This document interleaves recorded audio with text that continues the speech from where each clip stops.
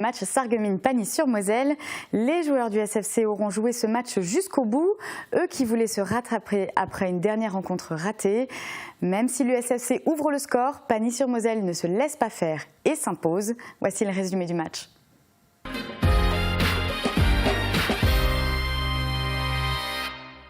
Allez, coup d'envoi qui a été donné pour Sarreguemines. Une pelouse de bonne qualité. Attention, on revient au direct.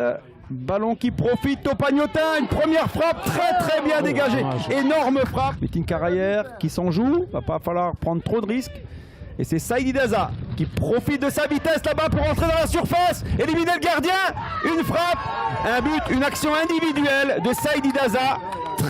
Très bon ballon. C'est Metin Karayer qui a lancé là-bas Saïd Daza et qui, avec sa pointe de vitesse, s'est joué de son défenseur. Alors on va voir maintenant le changement. Cette fois-ci, c'est Yannick Dekoun qui va sortir, probablement avec une blessure encore aggravée. Et qui va être remplacé par le numéro 12, Adel Gendez.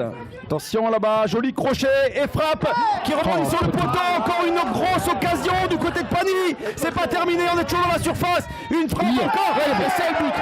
C'est mérité. C'est donné. Indiscutablement mérité. Allez, long ballon de Donnet qui arrive dans la boîte là-bas, qui va être à la réception. Oui, et c'est un but, j'ai pas vu la déviation, c'est Segbé encore. Segbé, j'ai pas vu cette déviation, c'est Segbé, déviation de la tête. On est maintenant à la 48e minute de jeu et 30 secondes.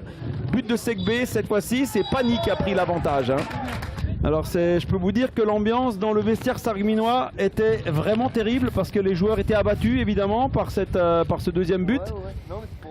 Et Sébastien Meyer a tenté de réveiller cette équipe en demandant aussi une modification du schéma tactique et en demandant beaucoup plus d'envie, parce que l'envie était du côté de Pagny. Donc Pierre Zimmer fait un crochet, qui lève la tête, qui reste toujours sur ce même côté. Segbé, sa pointe de vitesse, il a accéléré, la maman de Marie dans son dos. Grosse frappe, magnifique but de Segbé. Hassan Mbarki dans la surface, allez. Et but du côté de Sarreguemines, c'est Metin Karayer qui vient tout de suite, qui vient prêter main forte à ses attaquants et qui vient marquer ce but de la tête. Ballon qui avait été dévié par le gardien. Et Segbé encore lui, récupère ce ballon et qui temporise, qui donne là-bas sur le côté Undenstock. Non, elle profitera pas. Ah si, grosse frappe, énorme frappe de Sagné. Beau, très bon joueur, Thierry Asni là qui part en dribble, Yayaba qui redonne ce ballon à Saïd Daza qui élimine le gardien et qui marque 4-3, exploit. Long ballon de Florian Trimborn, attention, ça se tire sur le maillot, ça se frictionne et l'arbitre qui ne signifie pas la main, il y avait une grosse main. À mon avis, le sifflet à la bouche pour l'arbitre, c'est le cas. Victoire. Une belle victoire. Belle victoire pour les Pagnotins. Francis, c'est difficile de contester cette victoire parce que sur l'ensemble de la rencontre, je pense qu'on peut dire que vous l'avez mérité cette victoire. Oui, bien sûr. Mais après, en deuxième mi-temps, on a vu quand même que Sarreguemines avait du répondant. On se crée des occasions, mais après, il faut les mettre au fond. Voilà. Mais aujourd'hui, c'est une déception parce qu'on enchaîne 2 mauvais matchs de suite et surtout 2 mauvais résultats de suite et on n'est pas encore maintenu, loin de là. Et on est sur un contre-la-montre où il faut vite prendre les points qui nous manquent pour être tranquille.